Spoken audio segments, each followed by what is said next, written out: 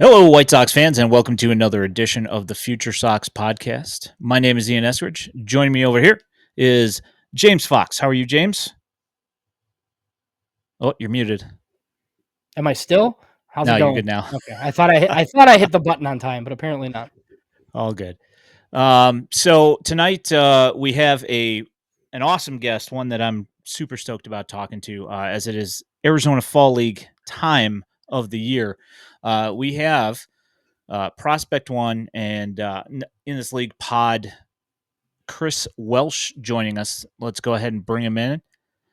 How you doing, Welsh?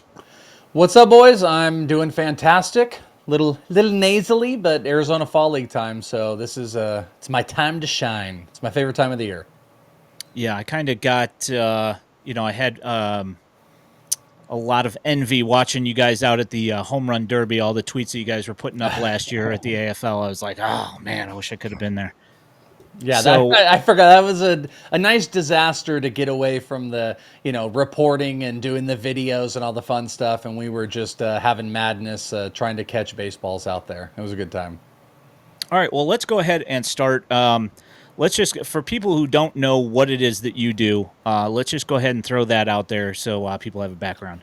Yeah, so I've been in this space for a long time. I center around fantasy sports. I actually work for Fantasy Pros. If people are familiar with Fantasy Pros and Betting Pros, I do the kind of the main coverage of baseball on that channel. I also do football, but for 10 years, I have started up in this league, which transpired into Prospect One. That's my prospect podcast. That kind of centers around the Arizona Fall League. That's why I'm here. I've been covering prospects in a real world sense and obviously for fantasy baseball. But I live out here in Arizona. So, Arizona Fall League, complex, spring training. It's kind of my home place. I live very close to Camelback Ranch. So the White Sox / Dodgers are kind of, another home away from home, a team away from home, if you will, because I'm within a 15-minute drive. So I do a lot of coverage of that. So rookie AFL, if you can find all my stuff at Is It The Welsh, and I got a Patreon at inthisleague.com. Well, awesome. So I know that you are obviously a huge fan of the AFL. You just want to give us like some general thoughts on the AFL, why you love the AFL so much, and kind of things like that that would kind of give people like a little bit more reason to watch other than just like honing in on a couple of little prospects here and there. Yeah, well, I think it's the most unique thing in professional sports out there. There's really not anything like this in any other sport. I mean, you have, like summer league, but it's still the players on the same team. This ended up being it's a fictional league, I suppose, if you want to call it that, because it's exhibition of style, but it's also, they're tracking stats. But you take five organizations, I'm sorry, with six full teams to make one team. So it's like the Dodgers and White Sox are teammates paired with three other teams. I think that in its nature is amazingly unique. Ideally, it's some of the game's top prospects. They did a really good job about this year. It was very top heavy. Last year, kind of lacked a little bit. Maybe there's a little bit more depth as far as the talent, but it's very top heavy with the game's top prospects. And, in Origins past, this has been known as the finishing school. So you see a player come to the Arizona Fall League, it's usually that this guy is close to the majors. They want to up the innings, or this player is within a year of making their debut. But you have other unique things that happen. 17-year-old Leo DeVries from the Padres is out here. It's the first 17-year-old, I think, since 2014, if I remember correctly. Jeff McNeil, I just saw 3 days ago, who's playing in the NLCS. They beat the Dodgers today. He was here 3 days ago playing in here. We've had Kyle Schwarber came out here for the Cubs 5 years ago or so. It's unique. In the last 3 days, Will Clark was out here working with Bryce Eldridge. Jim Thome was sitting in the stands of Peoria today. The All-American Rejects were on Friday night, I believe, watching Peoria. It is a unique party style of baseball that you have access to these guys, these players you're going to see in the majors very soon. And for me, I'm selfish because I'm here. I live 4 minutes away from the Surprise Stadium, so I can go at any time, and I can experience this for 6 weeks. And it is a great testament to prospects in baseball. And like I said, it is very unique in its nature of sports in general. So that would be kind of a selling card of why I love it. And by the way, you come out here, you can sit wherever you want, sit up front. You guys see my videos. Looks like I'm on the field. It's a very unique atmosphere. Yeah, we live vicariously through those tweets, being able to see them so close. Well, I think one of the most interesting parts too is just that it's 30 clubs, right? Like spring training's cool, but half of spring training's in Florida. So just like being able to see everybody is awesome. You kind of talked about just the star power at this one. Who are some of the guys you are most excited to see or have seen already? Well, Jack Caglione was one of the big names. I got to be honest, there's a handful of guys that are big that I've seen a lot. I have seen Jack quite a few times. People are very excited about Leo DeVries. I've watched him. Ethan Salas, talked to him before he made his pro debut. So I've been around a lot of those players. But, for me, getting to see Xavier Isaac, that's a really, really big one. I'm very excited about him as a first baseman. Trey Morgan is someone I watched in college, and now he is transitioning, playing the outfield out here. And how about this? This was one that we didn't get. Andrew Painter was not on the initial roster, and then I'm out day one. I think it was Glendale, actually, in day one. And then it's announced that Andrew Painter is coming to the AFL to pitch. And then maybe it was a different park, but then it was in Mesa, the day one. Day two, I'm in Glendale. I'm talking to Andrew Painter. And I see Andrew Painter there. And you get to see him pitch. Guys haven't pitched in feels like 2 years almost. And he's making his debut. And that's a guy that I can't see because I could watch videos and stuff, but I can't see in person. So, Drew Gilbert, Jet Williams, those are guys that have really stood out as far as the players that I haven't seen before. But, people come here. The stars that the AFL is trying to promote, Jack Caglione. I just talked about this on my show, Prospect One, that a player is big to the AFL when I'm sitting in Surprise and there's no Arizona Fall League personnel around. And then Jack Caglione's about to come up, and then they all rush. You got the girl with the camera, and you got this person over here, and they're ready to just get any shot that they can go and promote. And they'll handpick a couple of those players. Ethan Salas, Bryce Eldridge, and Jack Caglione. So there's some, like I said, some really, really big names, especially if you care. I rank prospects, but if you care what Baseball America or Pipeline has to say, Caglione, Salas, DeVries, Eldridge, Colt Emerson, these are some really big prospects out here. Yeah, Colt Emerson killed us in our first the Desert Dogs first game. He went 5 for 5. Yeah, you were sitting behind home plate. It was incredible. 4 doubles. I talked about this on Prospect One. He has 6 doubles in the first week. The record in the AFL, 6-week long, is 14 by Kendry Morales in 2005. He's almost halfway there through 1 week just as doubles, and he is an incredible talent too. But I've seen him for quite some time. But there's a big discussion in the AFL. This is really important to talk about as well, that people get really worked up about stats, positively or negatively. Listen, it's a hitter-friendly environment. Pitching stinks. The pitching always stinks out here. This year, really stinks. There's only a few good pitchers. So the offensive side gets inflated. Xavier Isaac just talked about this today. He's like, why are more guys not coming out here? This is a great hitter-friendly environment. So you've got to be careful about the stats that you really hold on to. And you go, oh my God, this guy's going to break out. But what you look for are outlier things. And Colt Emerson is that. It's a guy that lets the ball, you watch him, he lets the ball travel. He's not fooled by a fastball to breaking pitch change. And he's easily able to just push it opposite field. He's got big home run power. He's showing off doubles power. He's not getting fooled with big strikeouts. Those are the things that you're ultimately looking for, not necessarily these big, massive counting stats of what these guys do out here. You want the intangibles, and Colt Emerson is like the epitome of the intangibles. So the first one was obviously rough for the representatives for the White Sox on the pitching side, but one of the more higher upside arms there is Grant Taylor. Had you seen him in Arizona prior, and then just what are your thoughts on him being out there? Yeah, I saw him. So he's on the Bridge League. So there's a lot going on in Arizona. There is rookie ball that transitioned into this new league they called the Bridge League, which you guys have probably talked about. It's not a sanctioned league that then turns into Instructs, which essentially Bridge League is Instructs, where they can do whatever they want.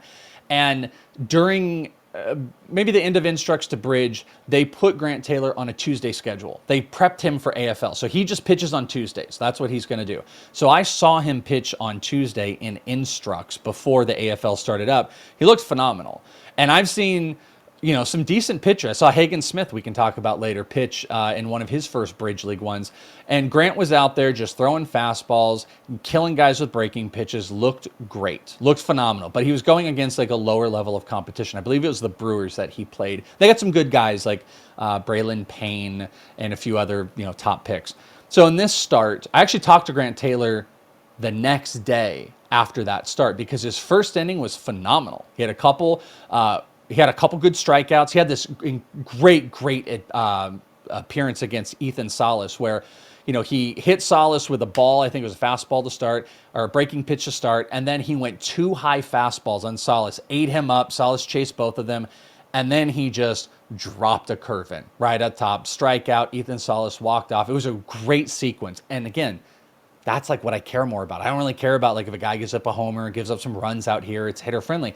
You care about like, is the stuff there? That's the Painter thing. Painter stuff was there. Who cares if you gave up a couple runs? Same with Taylor.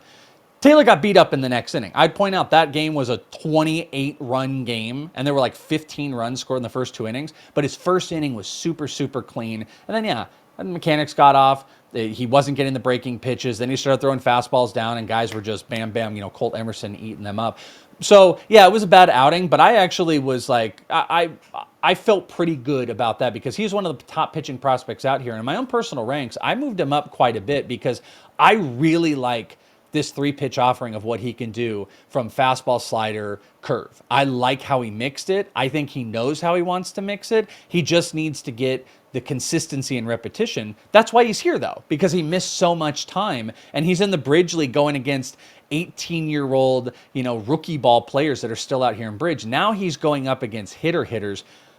I suspect tomorrow is going to, and sorry if however people are listening to this, the Tuesday start, I think it's going to be quite a bit better. He was very confident, by the way, because I talked to him about that sequence, and he was very excited that I brought up that specific sequence. He was oozing with confidence still, regardless of that outing. So what that told me was he accomplished what he wanted to accomplish, and that makes you feel really good about Grant Taylor. Everyone should be very excited about him out here. Well, I think guys like him don't usually pitch in the AFL, obviously, right? But he threw 19 innings, I think, and struck out 32 and walked 2. Coming back from Tommy John rehab, and then he hurt his lat, and the White Sox really took it easy on him. So, this is it's one of the only reasons why he's there, honestly. It's like, there's always a handful of these guys. Last year, the big duo was Jackson Jobe and Ricky Tiedemann. That's a pretty big deal. Jackson Jobe just pitched the other day in the playoffs. #1 pitching prospect in baseball. Ricky Tiedemann was vying for that, and he pitched like it out here. You always get just a collective of 2 or 3 of those guys. Grant Taylor is that. Before Andrew Painter, Grant Taylor was the guy. He was the #1 pitcher out here in the AFL that we were all going to shine over. It just so happens that the #1 guy now is his teammate. And that Glendale team is a monster. That Glendale team, it's ridiculous, the team that they put out there, because it is, Connor Phillips on Wednesdays, Painter on Saturdays, Taylor on Tuesdays. And then, by the way, you got a couple major leaguers in Matt McLain and Strand. It's crazy the team they talked about, and obviously the shortstop for the White Sox we're going to talk about here. But yeah, guys like Taylor are here simply because of the missed time. That's what Jobe did. That's what Tiedemann did.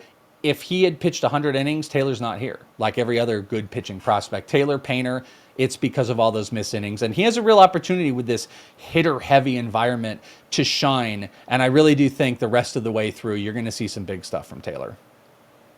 Yeah, I kind of felt like when I was watching the warm-up pitches for Taylor in his start, he was leaving everything high. And the first couple of pitches he threw, same thing, but then he settled down. And then he had, after his first half inning, he had like a 40-minute layover waiting for all those runs to score. And then when he came back out, it was more of the same. He was just missing, he lost his feel for everything. So I was not discouraged by it. Like that first inning was fantastic. Yeah. So I guess we'll move along. I guess in just keep it a high profile, guys. Coulson Montgomery, who's been playing third base for the Desert Dogs. What have you seen out of him so far? So he's an interesting story because he was here last year, and I made lots of excuses for him last year because there was one thing that was apparent. He didn't know what was coming. He didn't care what was coming. he was swinging. He swung at everything, and it looked bad. And there's a pitching conference where a lot of the, my guys, the fantasy baseball writers and stuff, will come out here, and we'll all spend time. It's first pitch conference by Baseball HQ, and a lot of those guys came out, and we would look, and they're just like, man, he's really having some heavy swing through stuff. And it's like, yeah, well, I thought he was just out here to do that, to try to make some impactful contact. Little did I know that that was wrong, and it carried over into the season where he had 164 strikeouts, 214, 213. But he looked awful. It was the AFL all over again. So I didn't think they would bring him back out here just simply because he had already spent time out here, and they did. And guess what? Because there are so many turnover guys, he's one of the most impressive players I've seen out here, because I have a history of not just spring training, but AFL. He looks like a different player. And this isn't just because I'm on, your guys' show to talk super positively about him, but it's what I said after that first performance. He's not swinging through breaking pitches. There's some of these guys that you'll see that there's a book, and you can throw, usually that book, by the way, is either like it's a high fastball thing. Nick Gonzalez had that years ago, or guys really eat up low breaking pitches. That's the common one. And that was Coulson last year. Could not make any contact. Pitch recognition stunk. It's completely opposite. I don't think he has a strikeout so far in the AFL. He's driving counts. He's making really great decisions. Here's the only negative. Dude's been hit twice. He got hit in the first game in the shoulder, and then on Saturday he got hit on the wrist. I haven't heard any updates. I hope he's okay. I'll probably be out there tomorrow. But I'm thoroughly impressed with his decision-making, and that's the most important thing to me. Again, not the stats, but his strike. I mean, I guess I do care about the strikeouts because that was such a problem. But what he's doing in driving counts, not eating breaking balls, I think that is such a great positive sign for him moving forward. He's also stealing bases. He's got 2 stolen bases early on and 8 at bats. These are great things. That should make everybody excited. He's getting versatility at third, so that helps him to get to the majors. Now you can play him in a couple different spots.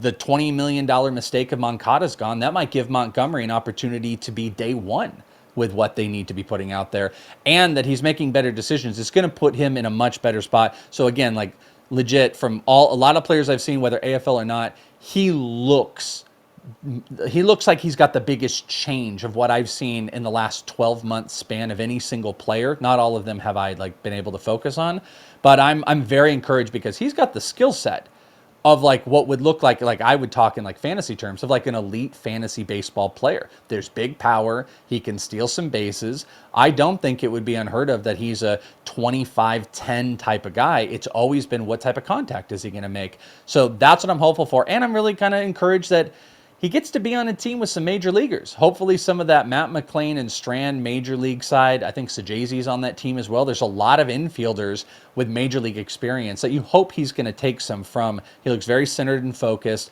and I think you should be very encouraged with the decision-making he's making out here. Who do you want to move to next there, James? Well, yeah, I mean, just like anybody, I guess that's the rest of the team. So obviously, they sent quite a few relievers with Rule 5 decisions. The one that we kind of found interesting was Peyton Pallette, just because he doesn't have a Rule 5 decision. He threw 85 innings after they converted him to relief. So I didn't know if that was just kind of send him there to face top competition because they want to kind of fast track him to the big leagues. But I think he was the most interesting of those other pitchers that they sent. Yeah, I mean, I think this is an experience thing with him. It's an interesting group. I didn't get to see him pitch in this one, but I've seen him in spring training. They had Adler and Dahlquist that are all out here. I know Adler did pitch one of the days I was there. I don't remember. I know Dahlquist pitched, but I wasn't watching it. So I missed Dahlquist and Pallade.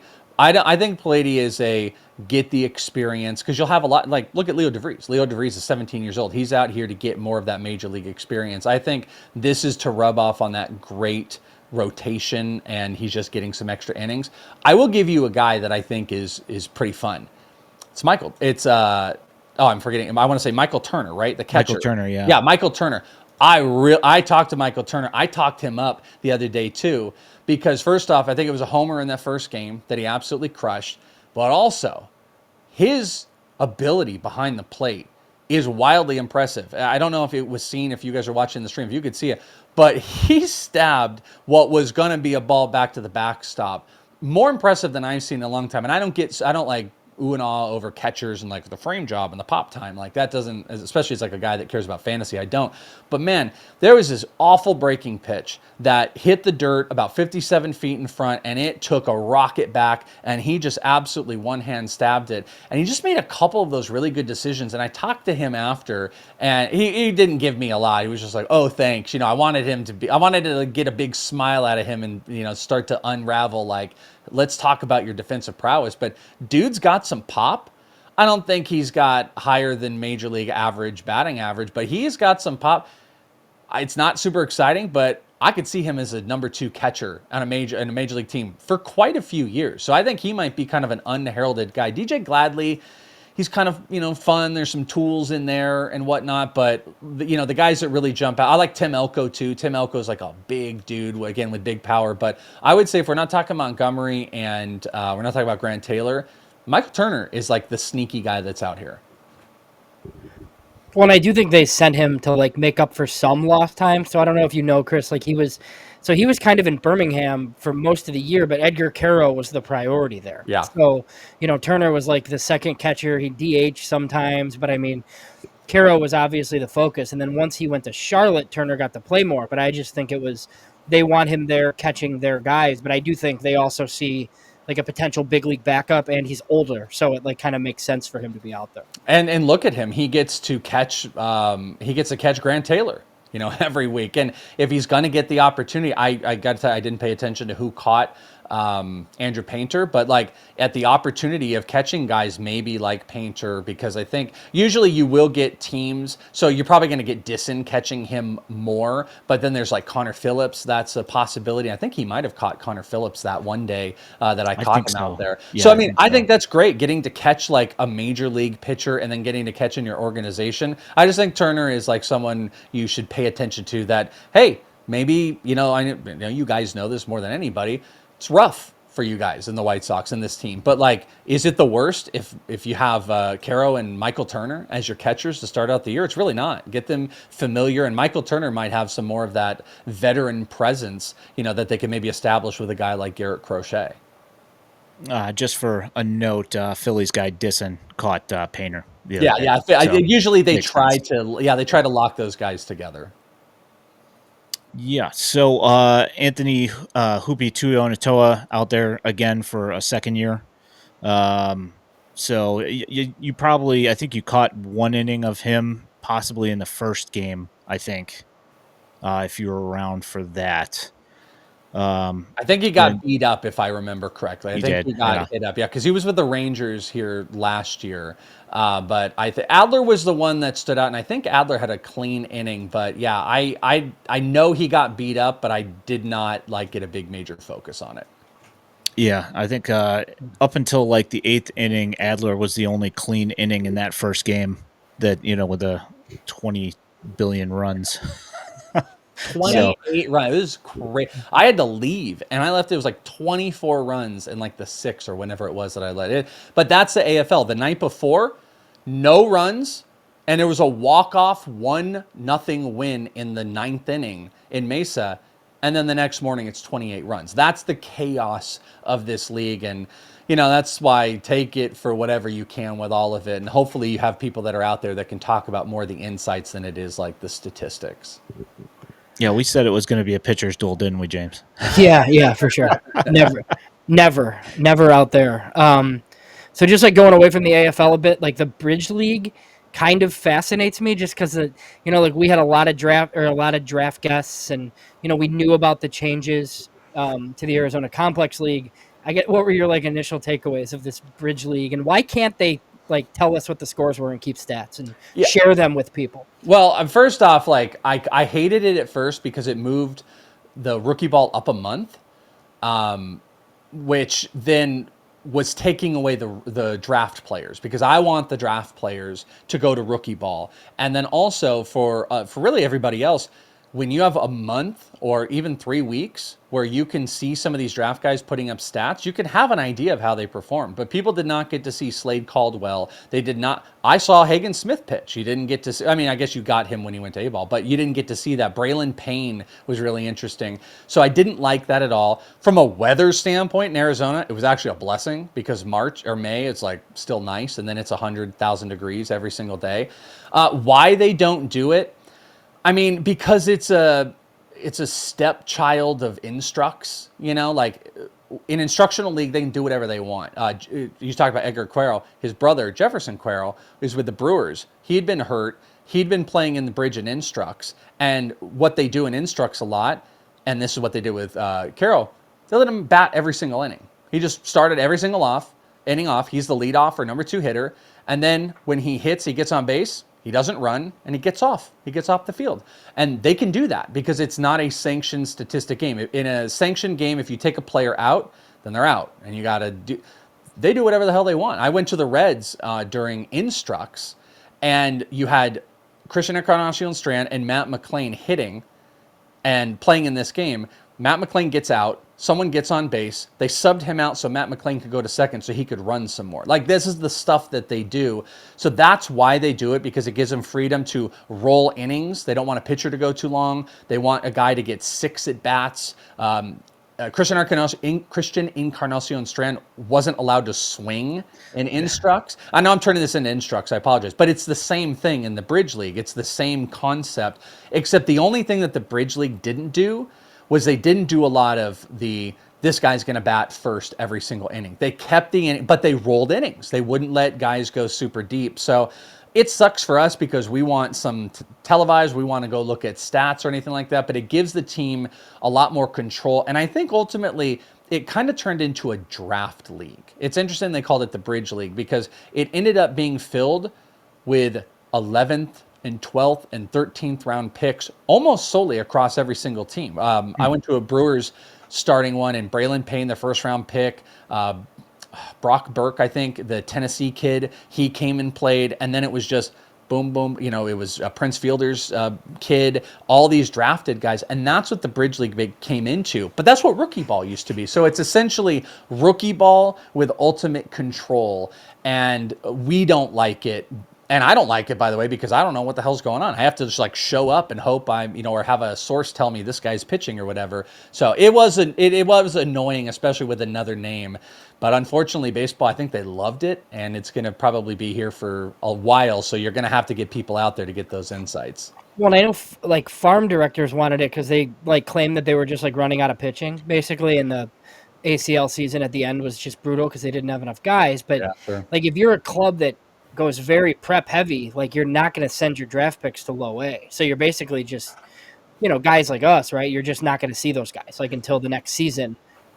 But and then it's probably still rookie ball. But the problem you also have is usually prep pitchers and even some college they don't pitch. Chase Dolander was a first round pick for the Rockies last year. He was here the entire year. He didn't pitch once. He just hung out. They get to, maybe learn about the organization. They get to learn their teammates. They get to see how things are done, and they just don't pitch at all. So I think that's part of, what you said is exactly it, but also, there's no other fix because at the end of the day, they still don't want a lot of these guys to pitch. I'll be honest with you. I was shocked how much the White Sox use Hagen Smith after his usage in college, and then how deep they were letting him go in some of the Bridge League games and then go to the majors. I have a dear friend of mine who's a hardcore Chicago White Sox fan who lives out there. He's kind of in the baseball world. And he was like, what are they doing with Hagen Smith right now? Baby him for next year.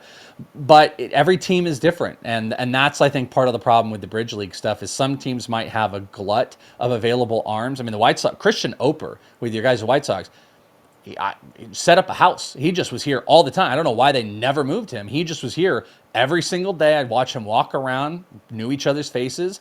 They had a glut of them. But teams like, the Brewers, or the Angels, I don't think they did. So that's ultimately what they end up doing. Yeah, Ian, I know under Bannister, he said he doesn't like the deloading process. So Hagen Smith he just doesn't believe in totally shutting down. So obviously I think he threw He threw 3 starts in Winston, so what, 10 innings or 9 innings, something like that. Yeah, I think he ended up coming up short on one of those outings, but yeah, it was something like three. I think it was like 2 2/3 or something like that, one inning or in one start. But He threw yeah, 2 or 3 starts out here in the Bridge League as well. I caught the last one before he moved up, which was one of the best pitching performances I've seen at a rookie, and it's, again, a rookie ball and lower levels and stuff. It was so stupid dominant. Like, after I grabbed him, and I was just like, that was insane. And he just kind of laughed, and he was starting to throw his changeup a little bit because he's been kind of like a primary 2-pitch pitcher. He was phenomenal, but I was shocked that they used him like 3 or 4 innings off of that. So you had the A-ball stuff, and then you had 2 or 3 starts in the Bridge League as well. So that's a pretty aggressive usage for a drafted college, or any arm really, that comes out of the draft. yeah, we got some. In A-ball, we got some run with some of the guys on the Cannonballers Cannonballers team. Was it Aaron Blanken from Tennessee? Oh yeah, Aaron Combs. Yeah, Yeah. there was quite a few of the reliever types all kind of went to affiliates. It seemed like. Yeah, reliever types totally makes sense. Maybe just not your, Yeah. top 10 future ace starting pitcher Yeah. for that type of usage. Maybe Yeah. Taper it down a little bit.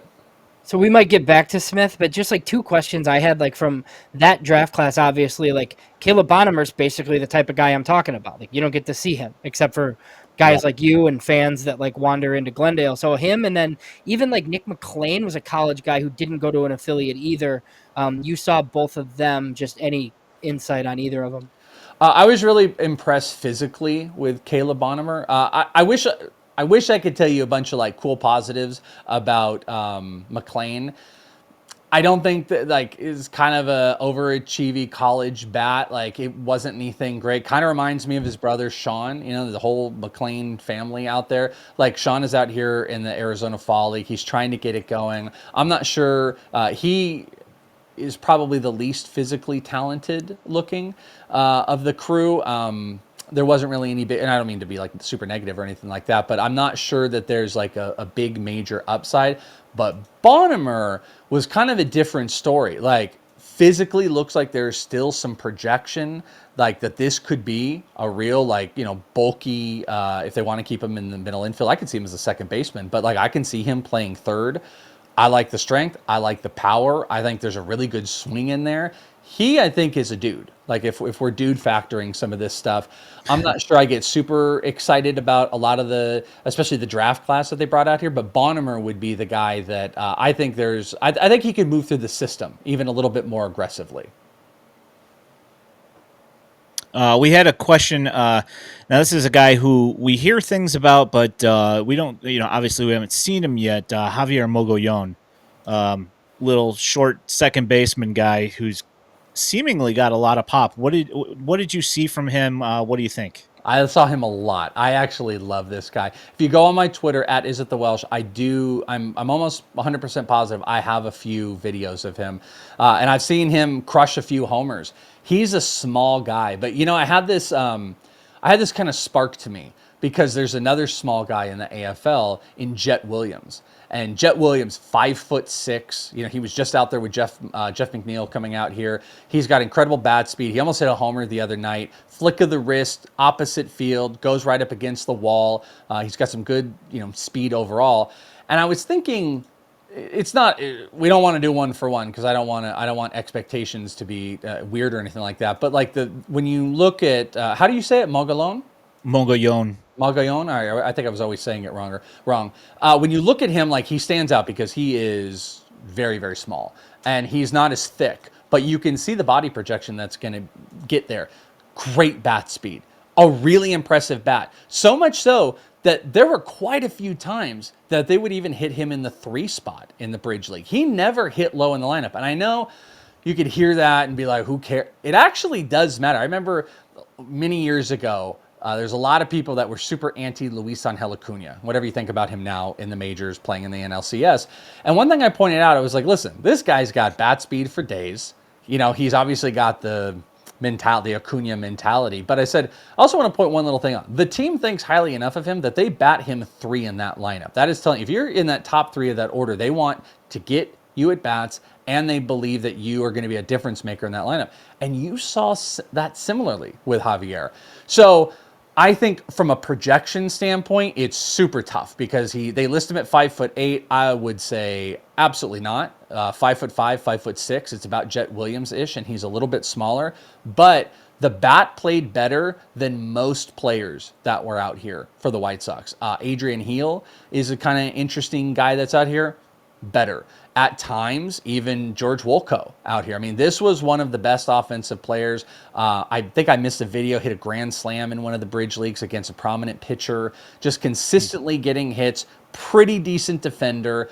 I think he's sneaky. I think he's a guy we could see at some point, but I think it's really hard to project like how high this is going to end up going. But, you know, you'll see a lot of listings of like, 50 hit tools and stuff like that. I believe it. It is the sneakiest power you will see from a player. I promise you that, because he is so small. There is real like 10 to 15 home run power. It's just that bat has to continue to progress.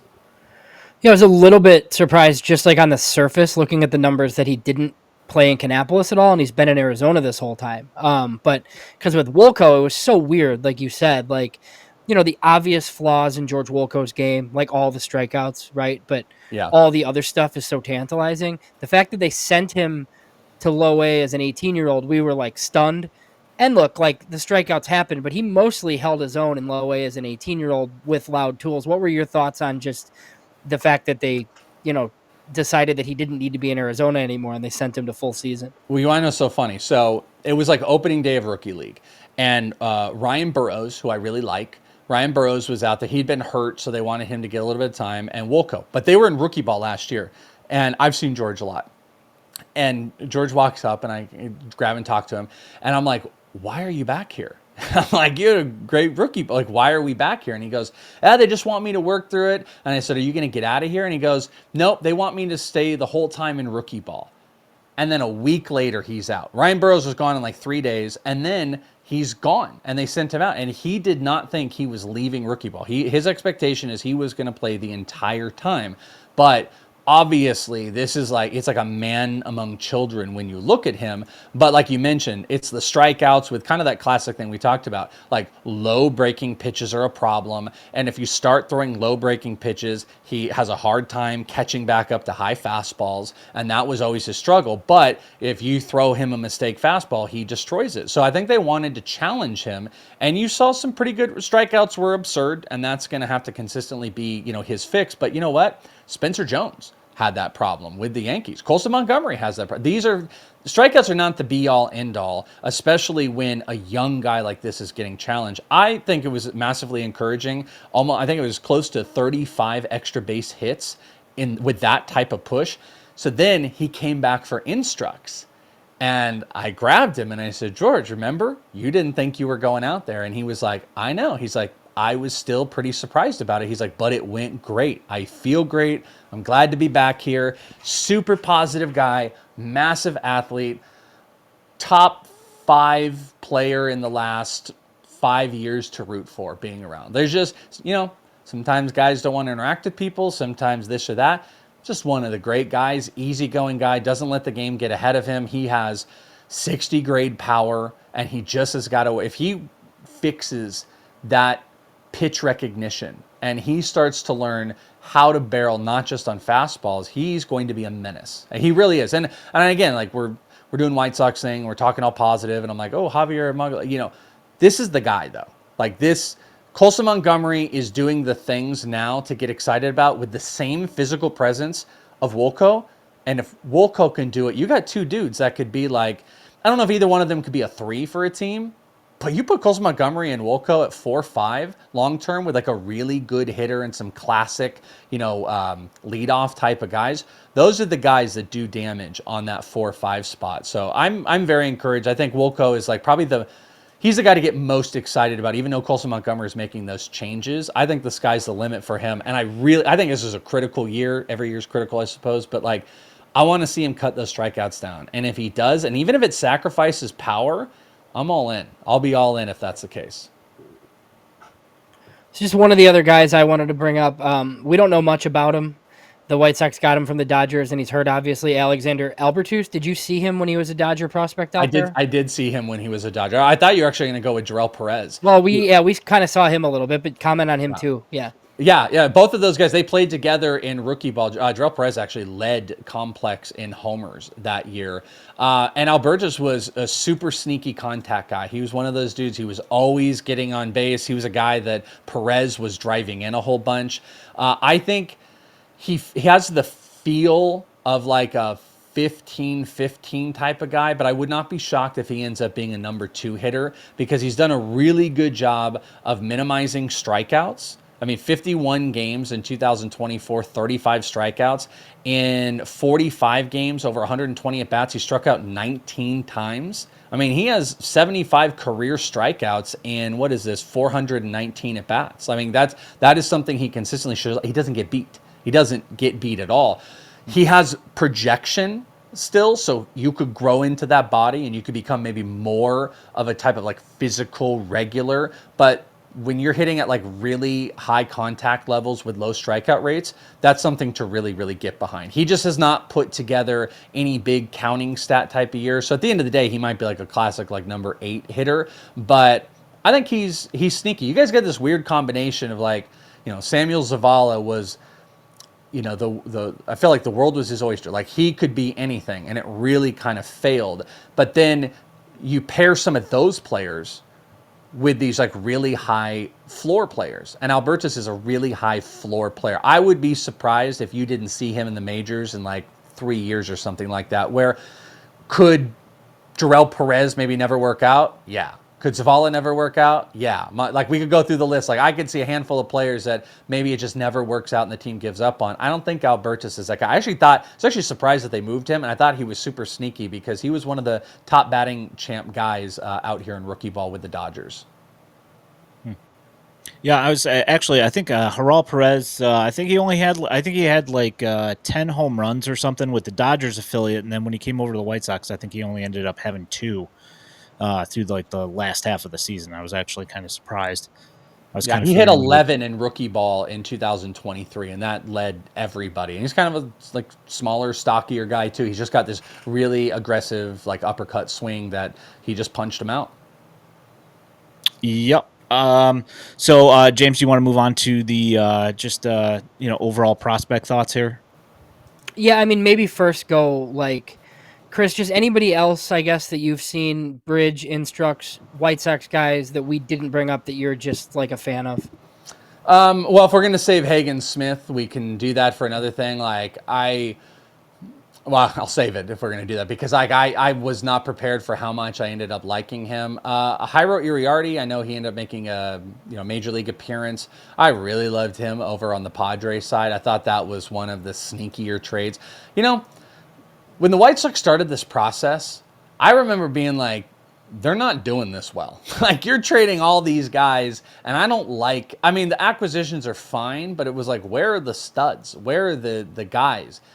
But then, you get the macro perspective of all of it, and you look and you're like, man, it actually is really sneaky between getting guys like Kai Bush and Nick Nastrini, and then, you've stacked up all of these pitchers. Jairo Iriarty, Edgar Carol gets to end up being, your catcher that kind of is the front load of all this, that you just need to have some of these hitters start working out, or you can build around future drafts on that. I think they've done a really good job long term. If I could pick out a few, because Mogollon would have been one of them. I mean, Jarrell Perez, like we mentioned, I like the power potential. I was a kind of big Jacob Gonzalez guy coming out of college, and he's really struggled as far as like his batting average goes. I would love to see him sell that power away and sell out for average and take more of a contact approach. I think that would completely change his game, and I think that would change like the viewpoint as far as like how we view him long term. But I would say like Jairo Iriarty is the guy that kind of jumps out. Bridge League, White Sox, you guys had more major leaguers than you had like top prospects. I mean, I saw Benintendi, Luis Robert, Eloy Jimenez, Moncada. I mean, every single one of your major leaguers were out here at some point. That you guys had kind of a turnstile. Ryan Burroughs would be the other one. I think Ryan Burroughs is just like this sneaky dude who falls under the cracks. I think he could be a 5-tool type of player. I think he can be a major leaguer. He's had some injuries that kind of stifled the beginning parts of the season. I really like his game, and they like to hit him at the top of the lineup. Ryan Burroughs would be like a player that we haven't talked about that's kind of like a little favorite of mine. Yeah, I mean, he had some good stuff, especially in the playoffs for the Cannonballers. He had some pretty big hits. He had a big 3-run home run that helped them move along into the championship series. So I guess we'll move on to your overall prospect thoughts here. So on our top 30, we have Noah Schultz at number 1 now. You have thoughts on Noah Schultz? Yeah, I mean, Noah is a physical. There's like these dudes when you go to. Have you guys ever been to Camelback Ranch for like the camps and stuff? I have not. Oh, Ian, come on, man. What's the problem? Get out. Come on, come on down. Let's do it, because you get to. It's really interesting access because they all walk down this like long ramp that goes under a tunnel, and they all just kind of appear to you. It's a really funny thing. Nobody stands out like Noah Schultz. Like Noah's there. Like that. And he's a physical presence, but it's the same thing on the mound. I mean, that fastball, really the way the delivery comes in, that he's honed in, that fastball, I think is extra deceptive. It is one of the nastiest sliders out there in the minor leagues right now. And those two things alone, when you can command them, can get you to being a frontline pitcher. And then on top of it, with that plus control, when you've got that changeup, that's the workings of it. And I think, all he has done has played out so far. I mean, this past year it was, 23 games, a 2.24 ERA, big strikeouts. He has 30 career walks. I think when you're talking about the top pitching prospects in baseball, Noah Schultz is in the top 3 conversation. I think on my ranks, I want to say I have him as the 3rd overall. He might be the 2nd, to be honest with you. So Noah Schultz is at the top. But since we're leading to it, I got to tell you, I was not as high on Hagen Smith as other people. And I remember I did a show. I was talking I still love Chase Burns. Chase Burns is still my top from the class. And I got to see him pitch. It was messy, but he's got this just big, powerful fastball. But a friend of mine, Jeff Ponce from Baseball America, I did a show, and I'm talking about him, and he texts me, and he's like, you got to watch more of Hagen Smith. He's like, Hagen Smith is crazy more deceptive than you think. Because I had this thing that was sticking with me, is Hagen had this insane strikeout percentage, whiff percentage of in-zone stuff. And I don't really like that. Like, I don't want you to get all your stuff off of in-zone whiffs, because what that tells me is that's a bunch of college guys that just can't catch up. That's not going to work at the major league level. So that kind of stuck out to me. 2-pitch arsenal mostly. Then he's out here, and I happen to be at Camelback Ranch when he's throwing. And I saw that. And the fastball command in the zone was crazy. And that is on my Twitter. You guys can find. Just go under avail. Like, you can do the search. You can do Hagen Smith. The fastball, the deceptiveness of his delivery with the fastball, it was literally unhittable. Through 2 or 3 innings, I think 2 people made contact on it. But the slider, as disgusting. But he also did throw in a changeup or 2. And that's something that had been talked about. And after he went and he talked with, it was one of the coaches after, and I briefly got to talk with him about it. And I confirmed, I'm like, did we see some of those changeups? And he's like, yep. He's like, I did throw, and he's starting to throw that. A 3-pitch, so that was my problem. A 2-pitch pitcher that lives inside the zone, maybe not my favorite thing on the planet. But physically seeing him, it was one of the best pitching performances, not even just on what the guys didn't do, but what he executed. And he was 100% efficient with the fastball and the slider.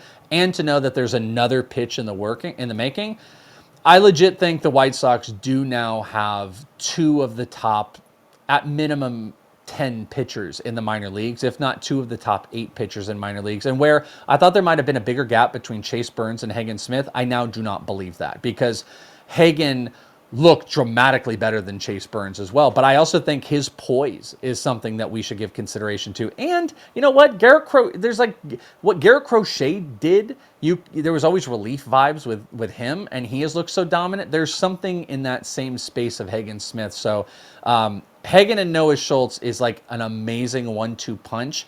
Where if you've got, well, really three, if you have Garrett Crochet, you can build around those three, and they're all close. And then if you can just have something else work out, Nastrini, Kai Bush, Iriarty, Pallady, I mean, they've set them, this is what you have to do. This is how organizations succeed. Like, they're not all going to work. But if you get one of those four become a number 4, no one's crying about having a great 4-man rotation like that. So that's what's exciting to me about the White Sox is the Schultz-Hagen-Smith 1-2 punch.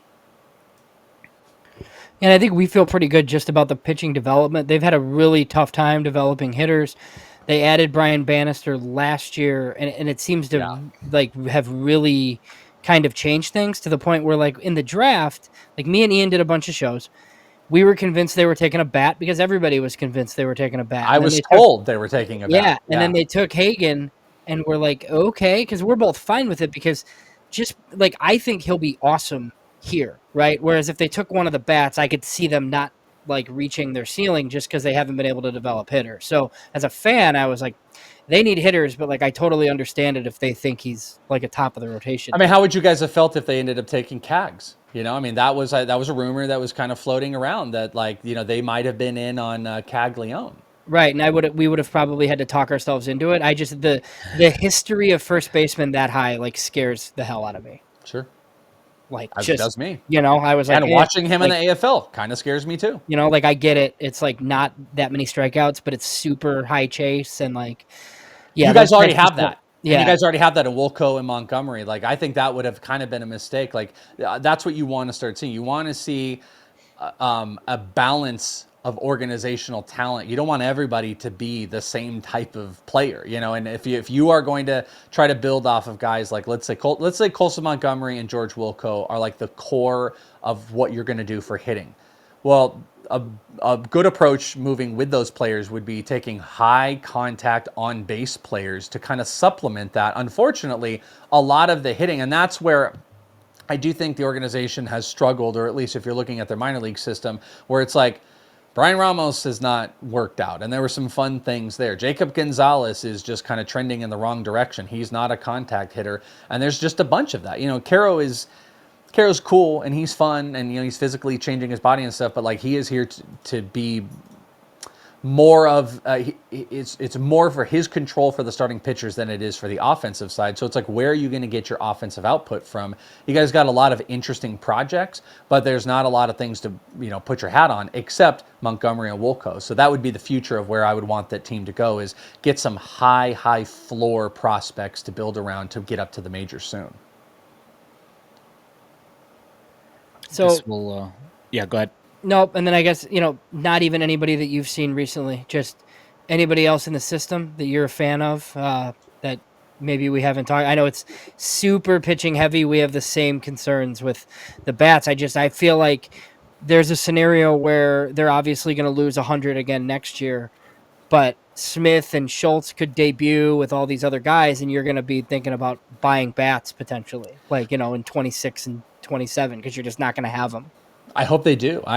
Yeah, I mean, if I like Abraham Nunez as a player that was out here in Complex and Bridge. I thought he was pretty fun. They put him out in the outfield. Great personality. He can run. His hit tools. Now, he's a pretty skinny dude too, so I think that's going to take some time. So I'd point out someone as far as he would be, is like, maybe that's not on a lot of radars. And I'll tell you, the player I'm rooting for more than anybody is Sam Zavala. Like I mentioned him before. There's not one player I'm rooting for more on your team than Zavala, because I really do think he is wildly talented. I remember being on the Padres side the day he got this arm sleeve tattoo, and he was so proud of it. And we asked him about it. And he was just showing us the whole thing. And I saw him in Bridge League, and he had just cut his hair. He shaved the whole thing off. And I asked him, I said, what happened to the locks? And he's like, it was getting in my face. He's like, every time I was running, it was getting in my face. I needed to change it up. Like, personality is great, but also really talented player. I mean, he hit 272 2 years ago. I mean, unfortunately, his average has gone down 4 straight years, but this was a higher batting average player that showed extra base pop and was stealing bases. I think health has been an issue. Consistency has been an issue. I really hope he can kind of hone in this offseason. I think he's spending time, here with the White. I know he was during instructs and everything. I hope it continues and he stays here and he gets kind of leveled out, because I think that's a guy that can move back up your organization. And he's probably he's my favorite that's not on a lot of radars. And everybody's like, well, I guess we screwed that up. Like, that would be like the top dude. I kind of like that he's an athlete and he walks. We don't have many guys that walk, so yeah, great defense. Great defense as well. And I just saw today there's actually I saw he's making some changes to his swing, and he's getting a little bit more coil going in his swing, and it looks, at least it looks interesting. I don't know whether it'll work or not. We'll see. But it's nice to see him continuing to work and putting in the effort to try and get this stuff going. So this is about a wrap, James, do you think? Okay. Well, we don't want to eat up your entire night here, Welsh. We appreciate your time so much. So do you want to plug your work again here on your way out?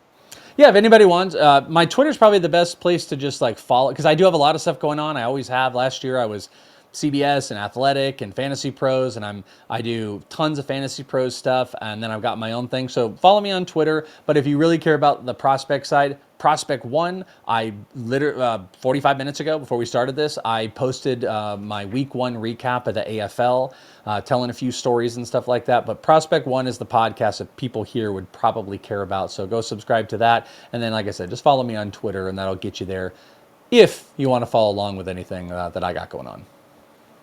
All right. Well, we appreciate it so much. Thank you for time, and we'll catch up with you, hopefully sometime maybe next AFL, maybe before, when the spring comes up. I don't know. Yeah, just hit me up, guys. I'm always here. Appreciate it. All right, great.